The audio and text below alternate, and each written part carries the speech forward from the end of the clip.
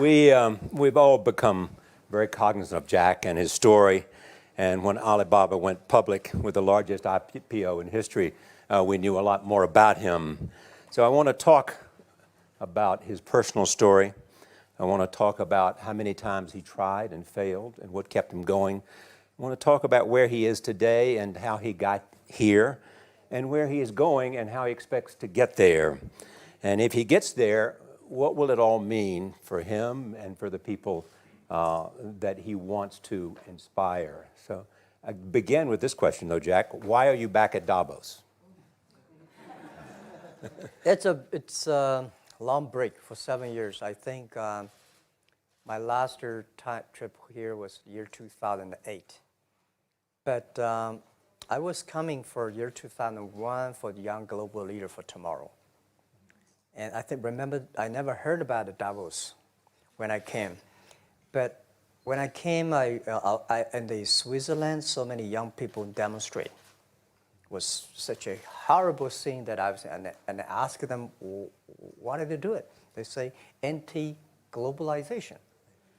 And I say, why? Globalization is a great thing. Why people don't like it? And then we come all the way for 2 hours here. There's a machine gun. There's people checking. I say, oh God, is that a forum or is it a prison we're going to go? Is that? But when I joined the forum at the Young Global Leader, I was thrilled by so many ideas. For the first 3-4 years, I learned what does the globalization mean? What does the corporate citizenship mean? What about social responsibility mean? All these new ideas, and I see so many great leaders talking about leadership, and I benefit a lot. And the year 2008 and 2009, when the financial crisis came, I think it's better go back to work, because we can never win the world by talking. So go back, spend 7 years. Now I come back, I think it's time to do something return. Because I learned so much. Let's talk 12 years ago. So why I should not talking to the young global leader of today, sharing with them how we've gone through. Okay. So that was the thing. Let's start with where you are today. Just how big is Alibaba? How many people come every day? How many people come in a week? How fast is it growing? Yeah, we have over 100 million buyers visiting our site, shopping our site every day. And we created 100 million every day. We created 14 million jobs for China, directly and indirectly. And we grow from 18 people to 30,000 people, 18 people in my apartment, to now we have 4 big campus. Compared to 15 years ago, we were big, but compared to 15 years later, we're still a baby. How big will you be 15 years from now? I think 15 years ago, I told my team that in the past 15 years, we grow from nothing to this size. And 15 years later, I want people to know about Alibaba, know Taobao, because it's already everywhere. I want 15 years ago when we talk about what is e-commerce, why small business can using this e-commerce, this internet, can do business across the nation. And I hope 15 years later, people forget about e-commerce because they think it's like electricity. Nobody thinks it's a high tech today. Now, this is something that I don't want 15 years later, we still walk on the street talking about why and how e-commerce can help people. Talk about the IPO. Did it exceed your expectations? Well, it's a pretty small IPO, 250. Yes. Yeah. The largest IPO in the history of Wall Street. Of the world. We raised. And number 2 was a Chinese bank. Thank you. I remember year 2001. We went to raise some 5 million, 3 million venture capitalist dollars in the USA, and got rejected. And I say we come back raising a little bit more. But I think what we think more about is for $25 billion, how we can spend the money efficiently, because this is not the money, this is the trust from the world, the trust from those people. They want to do better jobs to help more people. They want to have a good return. So I think gives me more pressure because when our market cap is bigger than IBM, for a certain day we're bigger than Walmart. We're one of the top 10, 15 largest market cap company in the world. I told my team and myself, is that true? We're not that good. Because years ago, people say, Alibaba model is terrible.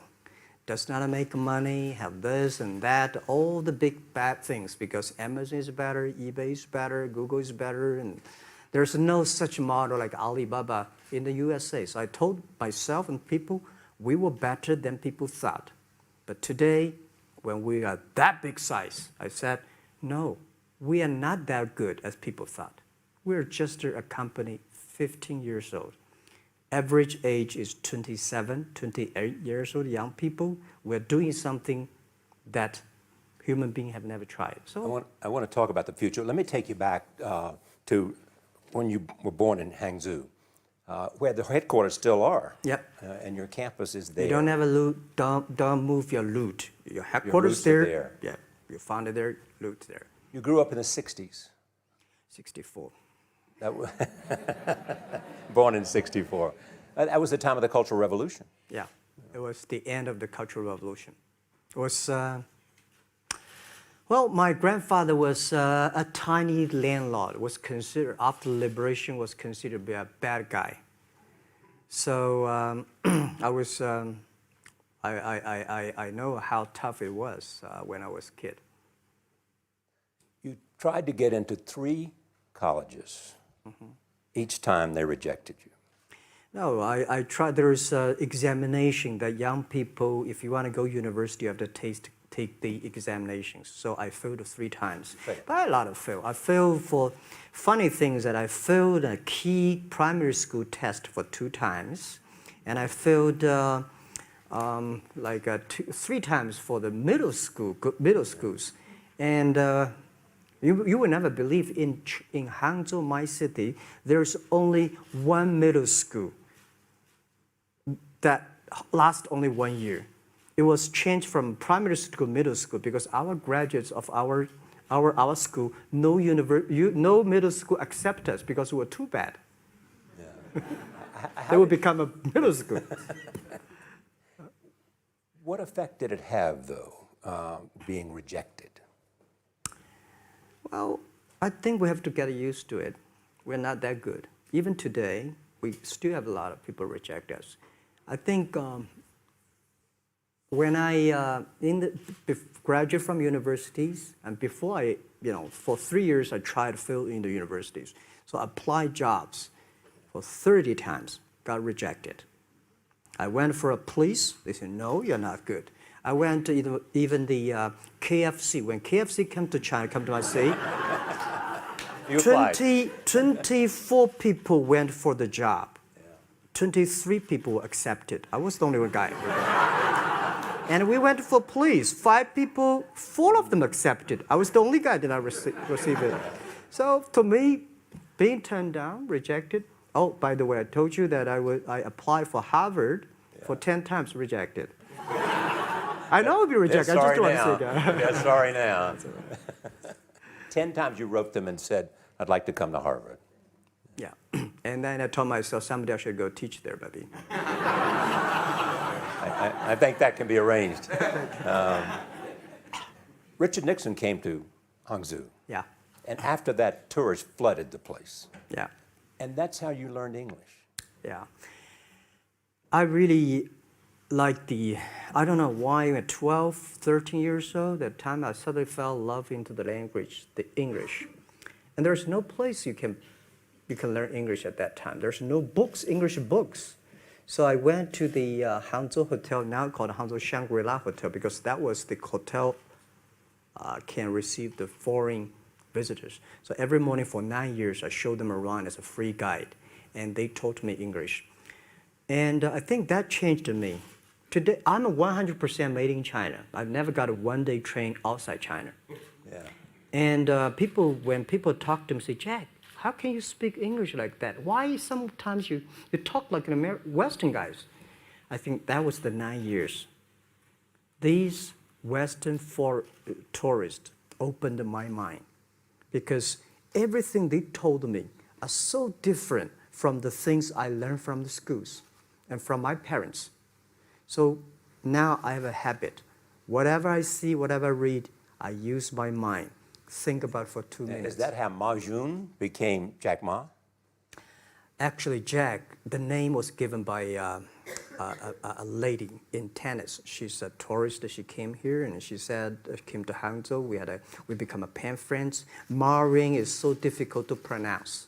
So she said, do you have an English name? I said, don't. So can you give me an English name? She said, okay. She said, my father called it Jack. My husband called Jack. What do you think about Jack? I said, good.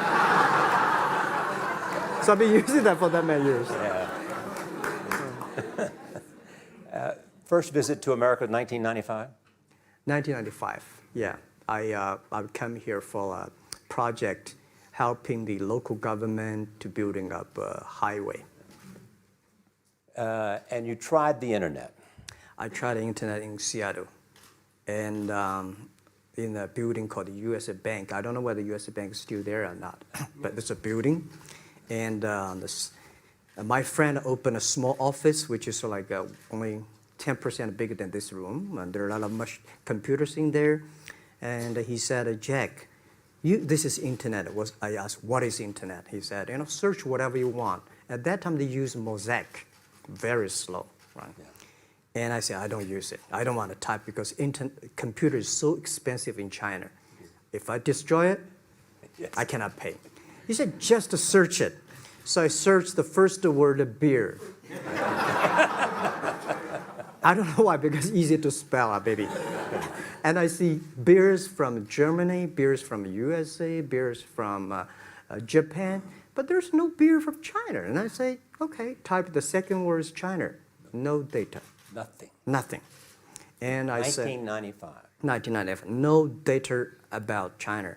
So I talked to my friend, why not make something about China? So we made a small, very ugly looking page called China. It's something like I did a translation agency, we listed on there. It was so shocking. We launched at 9:40 in the morning. 12:30, I got a phone call from my friend. He said, Jack, you got 5 emails. I said, what is email?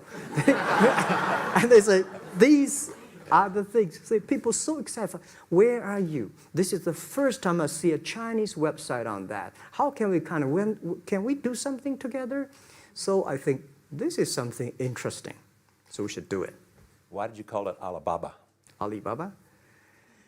Well, when I started, I think internet is global. We should have a global name. And a name that, interesting, like at that time, the best name is Yahoo. Right, so I've been thinking for many days, suddenly thinking Alibaba is a good name. So I happened to be in San Francisco that day. I did have a lunch, and the waitress came. I asked her, do you know about Alibaba? She said, yes. I said, what is Alibaba? She said, Open Sesame. Good. So I went on the street, asked about 10, 20 people. They all know about Alibaba, 40 Thieves, and Open Sesame.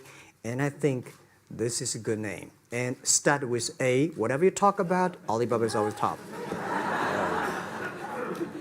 You have said before that in creating Alibaba, you had to create trust. Yep. Because people in China were used to face-to-face. Yeah. How did you create trust? I think because we started about doing business on the internet. I don't know you, you don't know me. So how can you do things online unless you have trust? So for e-commerce, the most important thing was trust. I think when I first went to USA for raising money, talking to the venture capitalists, a lot of people say, oh, Jack, no. China doing business about 关系. how can you do business on internet? And I know that without the trust system, the credit system, it's impossible to do business. So in the past 14 years, everything we do is trying to build up the trust system, the record system. Well, Charlie, I'm so proud today when I talk to the young. Today in China and in the world, people don't trust each other. The government and people and media and everybody think, this guy's cheating. But because of e-commerce, we finish 60 million transactions every day. People don't know each other. I don't know you, I send products to you. You don't know me, you wire the money to me. And I don't know you, I give a person a package, I don't know him. He took something to cross the ocean, cross river, and send. This is the trust. We have at least 60 million trust happening every day. But you created it by creating an escrow account in the beginning. Yep. And so you keep the money until they got the product. Yeah. And then you release the money. That's true. I mean, the escrow service is about Alipay. This idea, I would love Davos, because it was a big decision. Because for first 3 years, Alibaba is just like e-marketplaces for information. What you have, what I have, we talk a lot of time, but don't do any business. Because there is no payment. I talk to the banks, no banks want to do it. Banks say, no, this thing never work.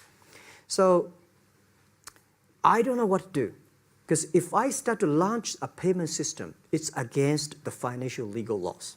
Because you have to have a license. But if I don't do it, e-commerce will go nowhere. So then I went to Davos. I listened to a leadership discussion. Leadership is about responsibility. And after I listened to that panel, I give a call to my friends, my colleagues in my apartment, say, do it now, immediately.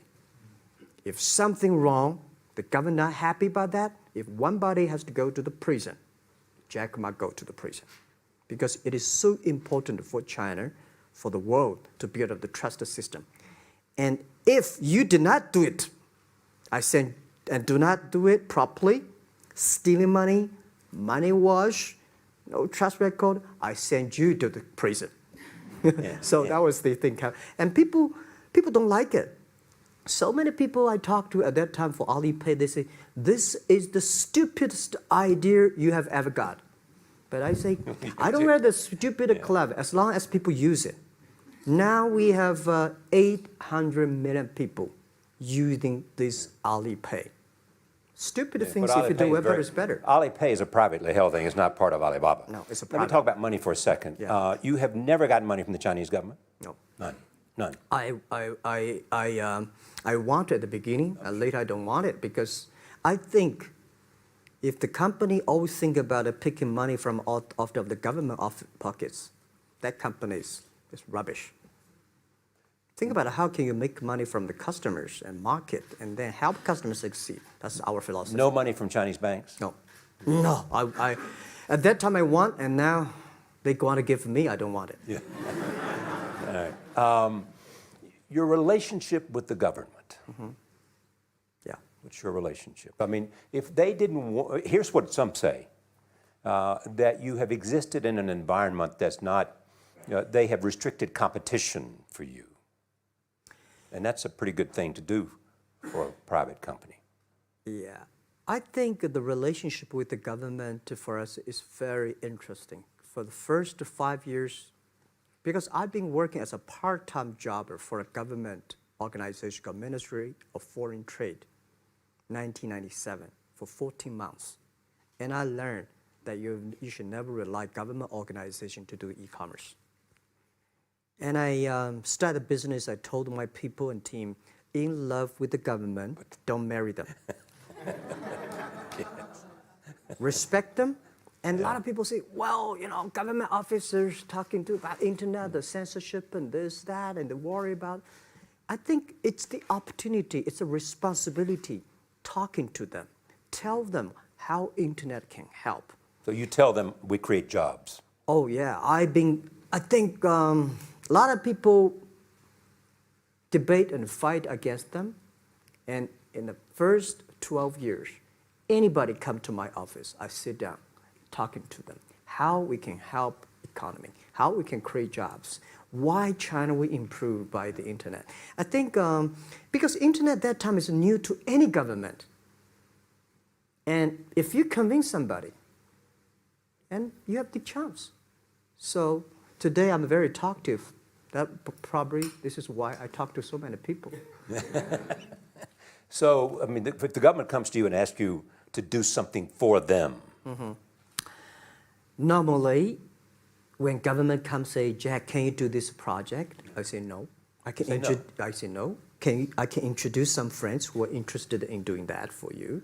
But if they continue to want me to do it, I say, okay, I do it, but I don't charge. I hope next time don't come to me again. But recently, we help some government organizations do it. For example, every Spring Festival, the train ticket is so difficult. Hundreds and thousands of farmers work in the cities. In the Spring Festival, they go to the hometown. But when they order tickets on the whole system crashed for 5 years. So I told my young people, go support them. Don't charge anything. Because I don't want to see millions of farmers go back to city and they cannot buy the tickets. So it's something that it's not for money. It's something it's not for the government. It's for the millions of people. They can buy tickets in a snowy night and they don't have to wait. They just use mobile phone, online, they get ticket. One way stop along the route to where you are in that big IPO was Yahoo. Jerry Yang gave you invested $1 billion. Yeah. $1 billion. Yeah. It turned out to be a pretty good investment for Yahoo. Yeah. But one time after another, you raised this money on your own outside of China with investors. Yeah, I'm very thankful for all the investors because 1999, year 2000, and even at the Yahoo time, a lot of people say this Jack is crazy. He's doing something that we don't understand. A lot of venture capitalists give you money because there is such a American model already there. But they say, Alibaba, we don't see this kind of model, right? They say Jack's crazy. Yeah, this is crazy guy. I mean, I remember my first time in Time magazine, they call me Crazy Jack. And I think crazy is good. We are crazy, but we're not stupid. We know what we are doing, but if everybody agree with me, if everybody believe our idea is good, we have no chance. So that's the money we raised. We're very thankful. So when our investors make a lot of money, I feel proud and honored. As you know, in the United States, issues have risen about privacy. Yeah. Google and Apple, and questions of whether the government should have access to files. How do you handle that if the Chinese government says you know a lot about people? You have transactional relationships with lots of people. And they say, we want to see your files. Well, so far I don't have this kind of problems from Chinese government. And I told them, any government, if you come here for the national security, anti-terrorist, well, anywhere, anti-terrorist, we work together. It's a criminal, we work. But rest of that, no. I said, we are a business. The data is so precious because we don't know how. Because if we give to anybody, it's going to be a disaster. And also about privacy issues. I think, just like hundreds of years ago, people say, I would rather put money under my pillow rather than put in the banks. But today, banks, they're special. They know how to protect money much better than you do. Privacy issues, all these kind of securities, today, we may not have the solutions. We don't have the answer. But I believe our young people have the solutions. In the next 10, 20 years, there will be breakthrough on that. And I'm fully confident on that.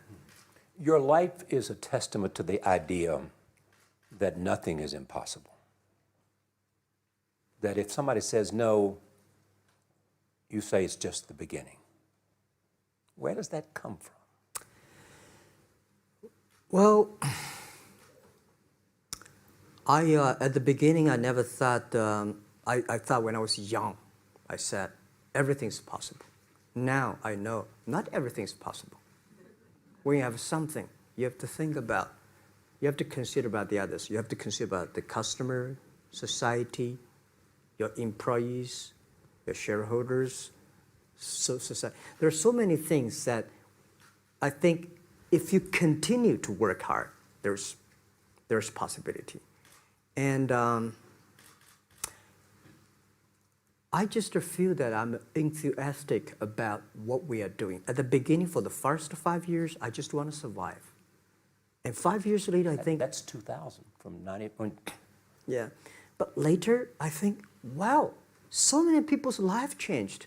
I was so excited, for the first 3 years, we made zero revenue. Zero revenue. But we are so excited to continue to work. You know what happened? I remember many times when I go to restaurant have dinner, somebody came, when I was trying to pay the bill, the owner of the restaurant came to say, "Sir, your bill is paid by someone." And the small note say, "Hey, Mr. Ma, I'm your customer of Alibaba Group, Alibaba platform. I made a lot of money, and I know you don't make any money. I pay the bill for you." Yeah. And I remember one day that I was sitting somewhere in the coffee, somebody sending me a cigar. I don't smoke cigar, but there's a note, "Thank you very much, I'm your customer." And I remember in the Taobao days, I was at the Shangri-La Hotel in Beijing. When I get on the taxi, the man who opened the door for me, the boy at the gate, he said, "Jack, thank you very much. I'm the service here. My girlfriend makes more money than I do on your site." And this is something that you know that it's not amazing. If you don't do it, nothing's possible. If you try to do it, at least you have the hope. The revenue comes from advertising and a smaller amount from transactional fees. Yeah. Most of it from advertising. Tiny. Tiny from advertising? Tiny from advertising, tiny from transactions, because we need big mass. Now we have more than 10 million small business power sellers selling our site to everywhere. So the the transactions we have is second after Walmart. So tiny. Second after Walmart. Yeah, tiny of the of the money already make us big. So, we second after Walmart. I remember one of the senior management of Walmart guys came to Hangzhou 5 years ago. He said, "Jack, you do a great job," and blah, blah, blah. So I said, maybe in 10 years we'll be bigger than Walmart. He said, "Young man, you have a good hope." So we said, make a bet. I think in 10 years we'll be bigger than Walmart on the sales. Because if you want to have 10,000 new customers, you have to build a new warehouse and this, that. For me, 2 servers. What's your market cap versus Walmart today? I don't know, but I don't maybe either. It's close. I think so. Maybe we should check later. All right. Yeah. So where are you going? What does Jack want? I think because of the name for Alibaba, we are internet company, happen to be in China. We have the same spirit and entrepreneur spirit like every great entrepreneurs in the world. And I remember the day when I started Alibaba, we want to have a mission helping small business doing easier. So next step is today, so many millions of small business using our platform to sell things, and over 300 million consumers buy things from our site. Cheapest, efficient. So what I'm thinking about, how we can make Alibaba a platform for global small business. My vision is that if we can help a Norway small business can sell things to Argentina, and Argentina consumers can buy things online from Switzerland, and we can build up which I called I don't know, maybe not right word, called EWTO. The WTO is great past the century, but WTO helps so many big companies to sell things across the nation. Today, internet can help small business sell things across the oceans, across the nations. And I hope that we can serve 2 billion consumers. 2 billion 2 consumers. billion consumers. We can help 10 million small business outside China. Help them. Outside China. Outside China. Because we help the American farmers in Washington State almost 300 tons of cherries to China last year. Cherries. Before we sell, the ambassador of USA came to me and said, Jack, can you help us selling cherries? In China. I said, what cherries and the fruits? He said, why not? I said, why not? Let's try. So that when we start to sell cherries, the cherries still on the trees. So we start a pre-order, 80,000 families order cherries online. So we pick up the cherries and ship into China. Within 48 hours, we sell the cherries. The consumers are so happy. But we got a lot of letters complaint after 3 days. They say, why only 100 tons? Why we should not get more? So we sell, 2 months ago, we helped the Costco. We sold 300 tons of nuts to China. So I'm thinking about if we can sell, we're also selling Alaska seafood to China. So if we can sell seafood, if we can sell the cherries, why we cannot help American and European small business selling things to China consumers? China needs that. So this is what I want to do is that 2 billion consumers, China, Asia, developing nations, how we can let them buy things globally. Alibaba rode with the millions of people that went from poverty to the middle class in China. I mean, you were right there growing as they grew and increased. When you look at the international markets, you're doing well in Russia? Yeah. How well? We do pretty good on Russia, and we do also pretty good at Brazil. In Brazil? Russia, I think now I don't know, we are if not the number one, we're the number 2 or number 3 largest. E-commerce. E-commerce. I remember last year we had a campaign.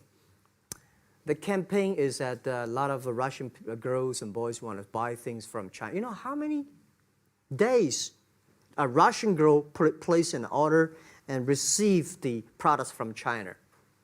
2 years ago, 4 months.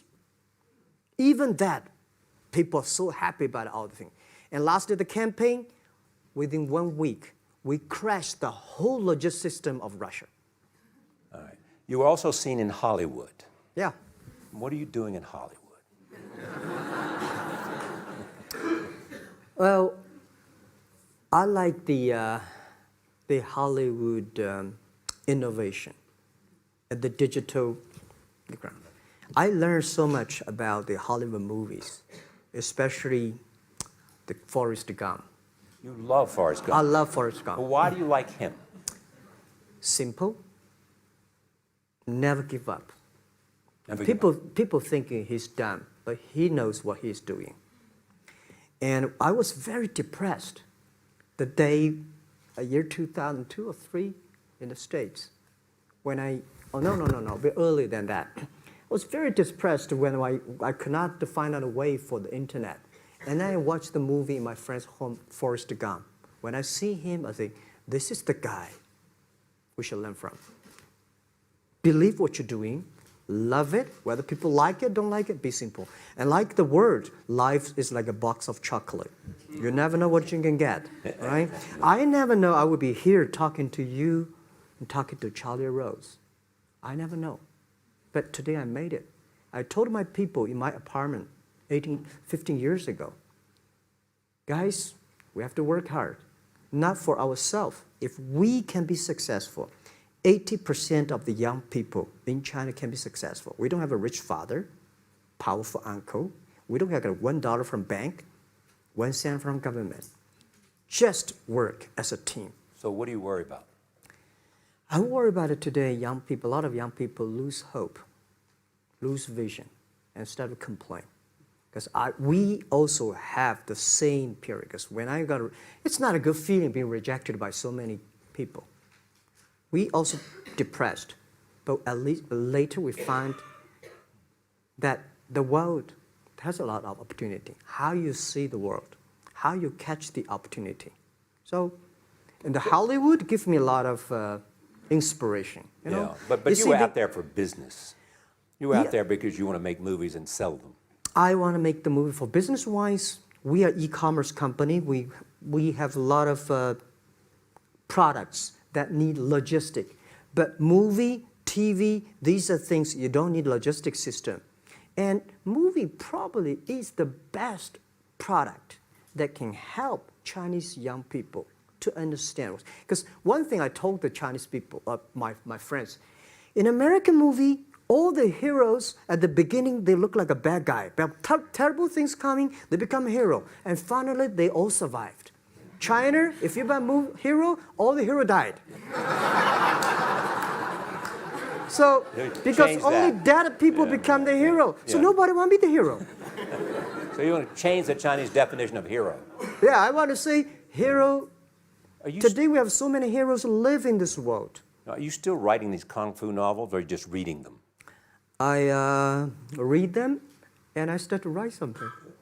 I think it's fun. The kung fu is something you start to think about something that you cannot do. But if you have some luck, if you continue to practice, if you got a good master, if you're a good team, you're an expert. So at least to make me, when I'm busy, when I'm tired or frustrated, I read the kung fu books. And You also travel with a Tai Chi.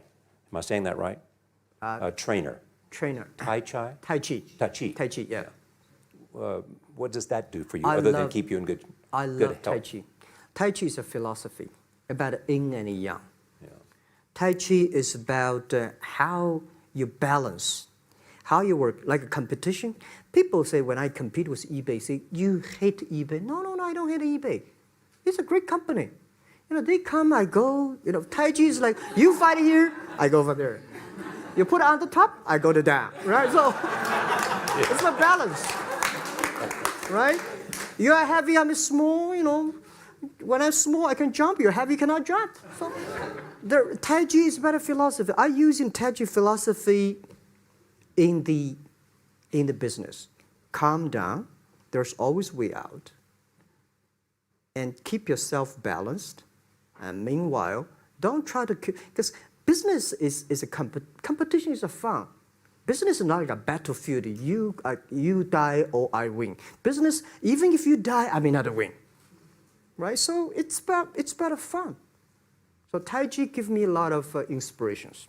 But you want your life and you want this company, Alibaba, to change the world. And you're changing the world if, in fact, you provide a forum for buying and you enable people to earn a living. Yeah. But also, you believe that Alibaba ought to change the lives of women. So what are you doing? At first, I think many years ago, I want to change the world. Now, I think if we want to change the world, we change ourselves.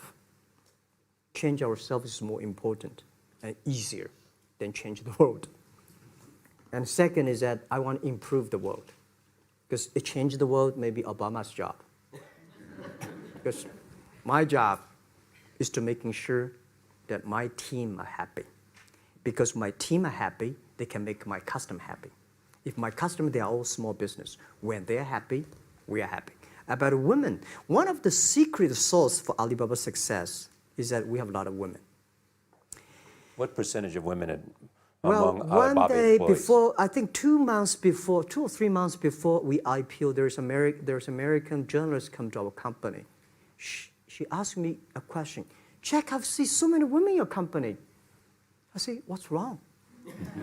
We have later we find that we have 47% of the employees of our company are women.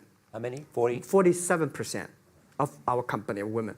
And we actually had a 51 because we acquired some company these days. They have more men, so balance that.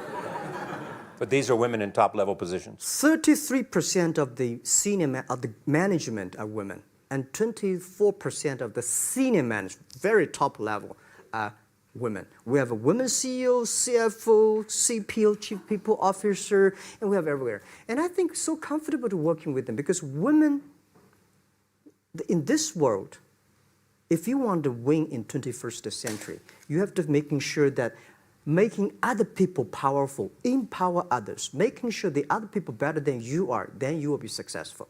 So I find the women, they think about the others more than they think about themselves. Right. Yeah, women think about the kids, husband, parents much more than the man. And the user-friendliness. A couple of things I want to talk about before we go, because we have less than a couple of minutes. China today, are you worried the economy slowed down? No, I don't worry about it. I think China is doing, it's slowing down is much better than keep on 9%. China today is the second largest economy in the world. It's impossible to keep 9% of the growth. If China still keeps the 9% of the growth of the economy, there must be something wrong. You will never see the blue sky. And you will never see the quality. China should pay attention to the quality of the economy. China should not. So if we have a lot of influence, like Hollywood movies, things, and we have sports and these things in the GDP, will be much better. So I think, just like a human growth, this body can never grow. Certain time, the slow of growth of the body was slow, but you should grow your mind, grow your culture, grow your value, grow your wisdom. I think China is moving to that direction. And you saw Modi in India?